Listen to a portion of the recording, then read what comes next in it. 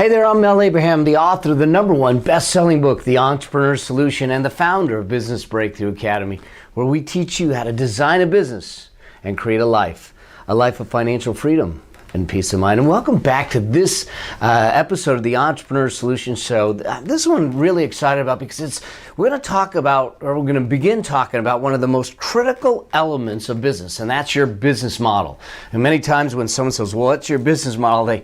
They automatically talk about how they make revenue, how do they make money, and it definitely is that, but it's much more than that. And this is the area that I think is the result of most business failures because they've got the wrong business model. So right after this brief introduction, we're going to come back and we're going to give you an idea of what happens with business models. And then in a later episode, we're going to talk about how to structure a business model, the key elements of a business model, so you can go out and build your business and your business model in the correct way to have optimal growth, optimal success, and optimal profitability. So I'll see you back here after this brief introduction. And remember that every episode has a downloadable tool, template, or worksheet or guidebook. And in order to get that for this episode, go to melabraham.com/session 030. And if you're not at your computer, or you're out running, or you're at the gym, or you're driving, go ahead and text, and that way you'll have the link right on your phone when you get back to the computer. Just text My Legacy, one word, no spaces, to 38470. We'll get that link to you right away. So I'll see you right back here after this brief introduction. See you soon. Bye. Welcome to the Entrepreneur Solution, where highly successful entrepreneur Mel Abraham becomes your entrepreneurial mentor. Here, Mel reveals his business building strategies and even gets a chance to answer your questions. Mel Abraham, a CPA by education, but an entrepreneur by exhilaration, and a true believer in the entrepreneurial way of life. It's through entrepreneurship that we create community, support society, and live our dreams. It's where possibility meets reality again, and you can have the life and lifestyle you want, one of freedom and peace of mind. Welcome to this episode of the Entrepreneur Solution, where it's time for you to be bold, dream big, and live life your way. Hey there, welcome back to this episode of the Entrepreneur Solution Show. I'm Mel Abraham, the founder of Business Breakthrough Academy and the author of the #1 best-selling book, The Entrepreneur Solution. And in this episode, we're going to talk about business models, give you an idea of some of the elements of business models and the things that will indicate whether you've got the right business model or not. And then in a later episode, we'll talk about the ingredients, the things that you need to design the proper business model in this context. Now, some people will say, well, what is a business model? What does it take? And what happens with it? And I think that most of the great business successes and failures are successes and failures of business models. And I think we need to think through this. And with what's going on in today's world, in today's economy, we see business model modifications, business model innovations coming out regularly. You look at things like just what seems to be inconsequential, but it's dramatic. For instance, Gmail and what it's doing to the U.S. Postal Service, or Netflix. It's Netflix. In fact, Netflix was created by Reed Hastings back in 1997 because Reed rented a movie, Apollo 13, and he got $40 of late fees from Blockbuster Video, and he got so upset he decided, I got to do something. And so he came up with this idea of Netflix, and this was before Netflix was streaming, and it was the sending of the DVDs and that type of thing. But Netflix from 1997 to today has gone from inception to over 60 million subscribers. Now, did he really modify or come up with new inventions and new creations? And the answer is no. What he really did was he took current capabilities, current capacities, current technologies, and said, let me put them together differently to serve what was a perceived need, at least in his mind, and that was to be able to do things with movies, to have movies out without getting hit with a bunch of late fees, and to give access to it and serve the consumer at a higher level. And so that's where Netflix came into play, and they continue to grow now with their streaming service. And like I said, there are over 60 million subscribers, and we know what's happened to Blockbuster Video in that time frame, because Blockbuster Video refused to change their business model. They refused to move with the times. They refused to look forward and say, what's happening? What's developing? What can we do that's different? What can we do that takes into consideration what our current consumers are, what our future consumers are, what the current technology is, where the future is going, and use that in a way to serve their market space, to serve the people, to serve the needs of their constituents, of their consumers. And that's really what we're here to do as entrepreneurs, and that's to continually serve. And if we're not coming from a place of service, if we're not looking at it from the perspective of our market, our consumer, our customer, saying, what are their unmet needs? What are the problems they're looking to solve? What are the things that we can do? And without putting the boundaries on it, at least momentarily, the boundaries of what's been done in the past, how could we serve it at a better level? And that has been the death knell of Blockbuster. They wanted to rest on their laurels. They wanted to say, no, we're a bricks and mortar store, and they did not want to shift with the times. They did not want to take in consideration new technologies, new ways to deliver service to their current customer base, and we see what's happened with them, and Netflix has overtaken them, and now Redbox is out there, and Blockbuster Video is no more for the most part in that context. And we see this in a lot of different industries. In fact, look at what Apple has done with Tower Records, with the iTunes store, and with music in that context. When Apple was able to negotiate the ability to buy one song instead of a whole album in that process, it changed the dynamics of an industry. It changed the dynamics of how artists get their music out there. It changed the dynamics of how consumers were able to consume the music that they wanted, to get access to the music that they wanted. I mean, we effectively have the ability to have all the albums, everything we want, right here on our phone or on our devices or on our computers or on those types of things. And when you look around, you see things like this all the time. Wikipedia and Google and how it had an impact on encyclopedias. Look at Amazon and the impact on Borders books or the bookstore industry. So when we look at business models, they're constantly changing, they're constantly shifting, and it's not just about revenues. It's about the whole model. It's about service. It's about serving the consumer needs. It's about serving the market needs. It's about serving a lot of the needs of the people that we're working, the team that we work with. So what I want to do in this episode is really start to talk about the business models and the concepts of business models, so we can understand why it's important and what are the dynamics of that. And I'm going to talk to you about this business model ladder that I have, because in that process you'll have a chance to look at this ladder and say, gosh, this is where I might be. And based upon where you are in this model and in this framework, it gives you an idea of where you need to focus and the things that you need to do in doing that. So let's just start off with this concept, and it's understanding what gear you're in. And the first thing is that most entrepreneurs that I see, not most entrepreneurs, most starting out entrepreneurs, they get an idea. They don't really have a business model. They've never really thought about it. They've never really looked at it. And so they just go out and start to do things. But what happens in the process is they've got no business model. There really is no value created to themselves or to the consumer, and it's simply an idea. And in order to transition, to start to make money, in order to do some of the things that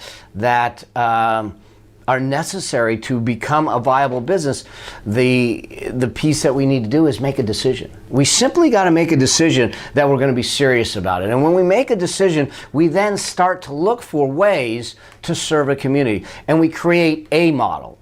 Okay? It may not be the right model, but we created a model. And when you create a model, I now know how I'm serving the consumer. I know how I'm getting my product out there. I know what channels and some connections that I'm doing. I know who the customers are, and I'm doing stuff. The challenge is that when you just grab onto any model, in fact, some models you grab onto because they're what's been done in the past. I mean, you look at what Blockbuster did, or look at even the industry that I came out of, the CPA industry, the concept of swapping hours for dollars. It's an antiquated concept. The timesheet was created in 1919. You know, things have changed since 1919. And our industry, the industry, and most of my colleagues in the CPA world haven't changed along with it. And so they've got a model that doesn't serve. It doesn't serve, it doesn't support, it doesn't allow them to create a good life for themselves as well as taking care of their clients in a way that is most appropriate. But they've got a model. And you've got a model. The question is that how did you take on that model? Where did it come from? In most cases, what you've done is you've elevated yourself slightly from an idea to what I would call is a hobby. Until we really get serious about it and define, which is the next transition point, and define the things that are really important in our business model, we can't cross what I call the money line. So what this is really about at this stage is being extremely intentional about who you're going to serve, how you're going to serve them, with what you're going to serve them with, in a way that it creates revenue, that it creates cash flow, that it creates profits, that it creates value that is what I call holistic value. So from a model, you get what's called a workable model. And when you get a workable model, all of a sudden, now you're working it. I mean, you've got to put a lot of work in, but now all of a sudden cash is coming in. You've got things working in a way that you can say, yeah, you know, this might be a good idea. This might have some legs. This might have some room to run, if you will. The key here is that when I get to this stage where it starts to prove itself out, I now need to refine the model. I need to get rid of the things that aren't working, and I need to bring on more things that do work. I need to elevate the things that are working. And I need to start picking things apart. And when I do that, I elevate myself to the next level of model, which is what I call the viable model. Now things are flowing. And now we're looking at it and we start to grow and we start to scale. And what we need to do now is now further refine, which is what I call elaborate. Really elaborate on those elements that are really the key value drivers to our customers, to our team, and to ourselves, until we find ourselves in a place where this is the ultimate goal, where we're in what I call the optimal business model. When we're in the optimal business model, we are at a stage that we know who we're serving, we know why we're serving them, we know how we're serving them, we know what we're serving them with. We're creating value that's perceived as high value in our consumers' eyes, in our market's eyes, in the people that surround our business. This is really the key behind all of it. Now, some people say, well, how do I know? How do I know that, where am I on this ladder? And so the way to figure it out in some cases is to look at the symptoms. It's not a whole lot different than going to a doctor. They check your symptoms. They check your temperature. They check your blood work. They check your symptoms and try to figure out the cause of those symptoms. And so the same thing. If I have no model, what you're going to find is that your cash flow is typically negative. You're going to find that you have really no systems, and you're not making a whole lot of effort. So, I mean, if you identify with those things, and I'm not criticizing you in any way, shape, or form. It's to create awareness. And when we create awareness, we can then make some shifts and changes to start to move in a direction that's more appropriate or more desirable, depending on what you want to do. Remember, this isn't about me telling you what's right and wrong. It's about you living intentionally by defining what it is that you want with your life, with your business, and being intentional about it. So if you find that you've got negative cash flow, no systems, really no effort, then you're still dealing at that idea stage. You have no business model. At the next stage, you start to see that we have sporadic cash flow. You know, maybe you're doing some t-shirts and one or two t-shirt sales come in and friends are buying from them. So you are getting some cash flow, but it's sporadic.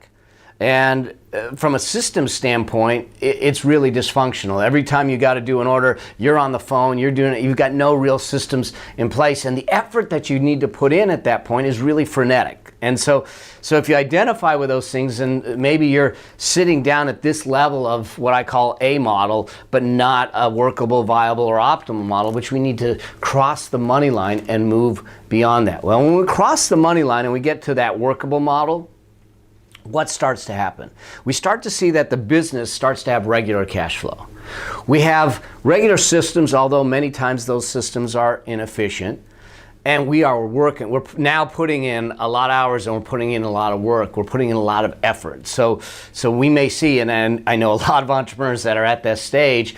And so what we need to do is start to refine. Remember the key word here is to refine the business model so we can move to a more viable business model or the optimal business model, if that makes sense. And when we do that, now all of a sudden the cash flow is flowing. You've got effective systems in place, and now you're able to delegate the effort out to other people. That starts to relieve you a bit from the business. And I know I'm throwing a lot at you, but I think it's important for you to try and understand the dynamics of this, and at the same time, it may be helpful for you to make sure that you download the guidebook on this so you have this graphic in front of you and you can actually see it pictorially, because I'm throwing a lot of terms and things at you. Now, once we have a viable business model, we've got cash flow that's flowing, we've got effective systems in place, and we're able to start delegating the work. We can now elaborate some of the systems, processes, and the business model that we're creating. Now all of a sudden, we get ourselves to what I call the optimal business model. And the optimal business model allows us to have high cash flows, efficient systems, and leveraged effort. And what I mean by leveraged effort is that at this point, if I step away from a business and it continues to run, it doesn't decline because I'm not there, I've got leveraged effort. This is what we want to do. If we are to create a business that's going to give us life, to give us a future that we want, to give us value, then it is important to start to find what is that optimal business model. Design it with intent, design it with intentionality, so we create something in the vision of what it is we want. And so the whole purpose of this episode was really to try and open up your awareness of understanding where you might be in your business and what you might need to do, whether you need to focus on making decisions, whether you need to focus on defining the business model, whether you need to focus on refining your business model, whether you need to focus on elaborating on certain systems and processes that are in place to allow you to start delegating more until you can amplify everything and be in a leveraged position with high cash flow, efficient systems, and leveraged effort. That's really the key. And to give you an idea of how important this is, I was going through the internet a while back and looking at businesses, and I went to this one business that I'd gone to before, and lo and behold, I'm looking at their website and they've shut the business down. And they shut the business down for a business model reason. And here's what they posted on their website. You know, this is called Speaker Mix, and it says Speaker Mix will be shutting down on December 31st, 2012. And it says, in short, we were unable to find a viable business model that made sense. Most business failures are failures of business models, and most business model failures come from one of four things. One is that that it's extraneous, that what you're providing, what you're creating is extraneous. In other words, it's not valued by the customer. It's considered trivial by the customer. The second is that it's erroneous. It's the wrong business model. We just are in the wrong business for where we're going. I mean, look at Blockbuster Video, in a sense, that as things shifted, they didn't shift with it. They had the wrong business model in place. The third is external. There's some environmental change or shift or timing issues, things like a legislative change, technological change. Those kinds of things can affect your business model and cause it to fail also. And then the last, and I would tell you that this is probably one of the biggest reasons business models fail, and that is execution. And it's bad execution, sporadic execution, not disciplined execution, not an execution loop where we're executing, getting feedback, changing, shifting, and moving. This is a dynamic process. It is not set it and leave it. This is something that we need to continually work on. And so the key to your success is getting yourself to a place where you've got a viable or optimal business model, that you're moving yourself up that line, that you're considering the services and those types of things in the process, how you're serving your community, how you're serving your marketplace, the needs that are being served, the problems that are being solved, the way you relate to them, the way you communicate with them, the connections that you have. We're going to go a little bit deeper into that in the next episode, where we start to break down, well, what is truly a business model, and take you deeper into that. This episode was solely to try and bring the awareness in to what it is that you're looking at. So in the process, it's really about coming back into this position to understand what that business model is, and we'll give you more information in the next session. So I hope that this raised your awareness as to what business models are, where you might be in that business model ladder, why it's important that you have the right business model, what are the symptoms or the indicators that maybe you're in the wrong place right now, the ability to change it and how to change it. And what I'd ask you to do is, again, get the guidebook. It'll start helping you bring this together, and we'll use it in the next segment also. But by going to melabraham.com/session 030. If you're not at your computer, you can text My Legacy, one word, to 38470. And do me a favor, if you would, share this with a friend. You know, those that are out there trying to put a business together, thinking about putting a business together, maybe they've stagnated or they've plateaued and they're trying to figure things out. Business model may be the key. Share it with a friend. Let's give them the gift of some of the tools, the templates, the tactics, and the strategies that you're getting to elevate them. And if you haven't done so already, make sure you subscribe so you can get my regular training, and this is my way of being your entrepreneurial mentor through the process, to give you access to the things that we're doing and we continue to do in this place. I am a champion of the entrepreneurial way of life, and I see it as the vehicle to shift and change the things that we're doing in society, to give us a life that is a life by our own design. And if I have even an inkling, even a minor little possibility of helping you in that process, I feel blessed, I feel honored, and I feel like I'm doing what I was here to do, and taking those decades and decades of experience and background as an entrepreneur and as a consultant, and providing you some tools to move you to the next level. So I hope you find that of value. Remember to get the guidebook, subscribe, share it with a friend. See you soon on the next episode. Until we see each other in the next episode, may your vision be grand, your journey epic, and your legacy significant. Cheers. See you on the other side. Bye. We hope you enjoyed this episode. Make sure you subscribe so you get access to all of Mel's business and success tips. And if you like this episode, share it with a friend. If you have a specific business or success question, you can ask it at www.askmelnow.com. Remember, it's all about being bold, dreaming big, and living life your way. Because the world needs you. Until the next episode, may your vision be grand, your journey epic, and your legacy significant.